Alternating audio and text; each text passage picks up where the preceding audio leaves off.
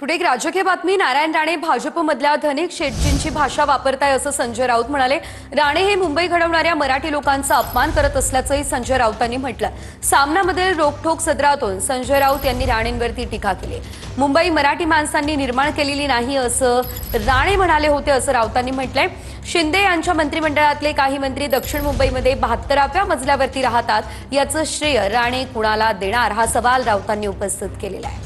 पाहूया ते नेमकं काय म्हणताय ग्राफिक्समध्ये। मराठी भाषा संस्कृतीचे शत्रू मराठीच्याच घरात आहेत, सध्या ते भाजपच्या घरात आहेत। सामनाच्या रोखठोकमधून राऊतांनी राणेंवरही टीका केली आहे। बराच काळ शिवसेनेमध्ये राहिलेले आणि शिवसेनेने मोठे केलेले नारायण राणे आता भाजपमध्ये आहेत। मुंबई ही काही मराठी माणसांनी निर्माण केलेली नाही असं वक्तव्य राणेंनी अलीकडेच केलंय।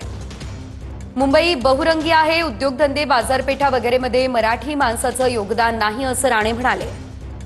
राणे आता भाजपमधील धनिक शेटजींची भाषा वापरतायत। मुंबई घडवणाऱ्या नाना शंकर शेठ, भाऊदाजी लाड यांच्यासारख्यांचा राणे अपमान करतायत।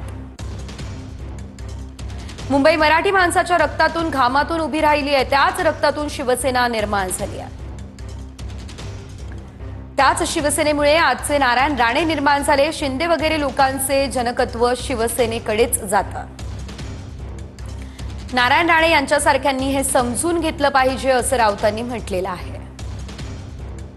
शिंदे यांच्या मंत्रिमंडळातले काही मंत्री दक्षिण मुंबईमध्ये 72व्या मजल्यावरती राहतात, याचं श्रेय कुणाला देणार।